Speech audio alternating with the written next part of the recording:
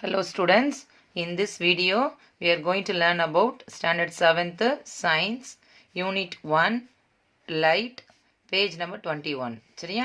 So Roman letter 5 answer the following questionsல third வந்து ஒரு numerical problem. So அந்த third question நம்ம பார்க்கலாம்.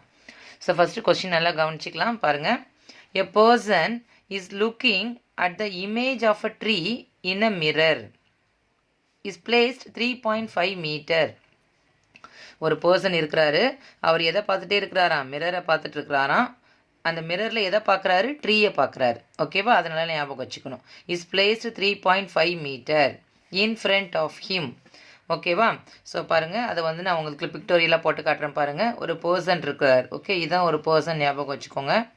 அந்த பர்சன் வந்து எங்கே இருக்கிறாரு அப்படின்னா, looking at the image of a tree in a mirror is placed 3.5 மீட்டரில் பார்த்துட்ருக்கிறார். சரியா, நல்லா பாருங்கள். ஸோ அவர் வந்து அவருக்கும் மிரருக்கும் உள்ள டிஸ்டன்ஸ் எவ்வளோன்னு பார்த்தீங்கன்னா 3.5 மீட்டர். இந்த 3.5 மீட்டர் மிரரில் எதை பார்த்துட்ருக்கிறாரு, ட்ரீயை பார்த்துட்ருக்கிறார். சரியா, given that the tree is at 0.5 metre behind his eyes. அதாவது இவரோட ஐஸுக்கு பின்னாடி 0.5 மீட்டரில் தான் என்ன இருக்கான், ட்ரீ இருக்கான். ஓகேவா, ஸோ ட்ரீ எவ்வளோ இருக்குது, இவரோட ஐஸுக்கு பின்னாடி 0.5 மீட்டரில் இருக்குது.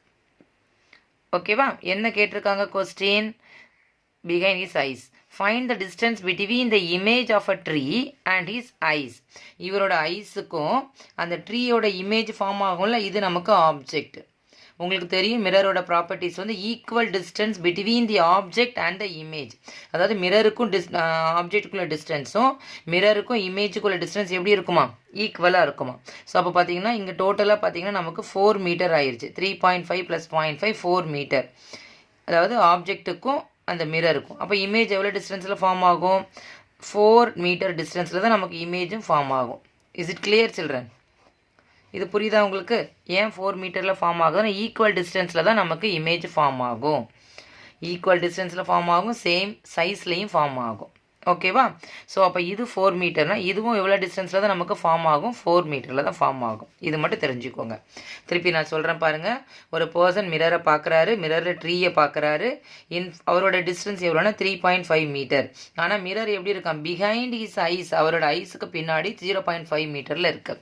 அப்போ நம்ம கொஸ்டின் கேட்டிருக்காங்க. So now solution. ஸோ என்ன கொஸ்டின் கேட்டிருக்காங்கன்னு பாருங்கள். The distance between the image and the tree.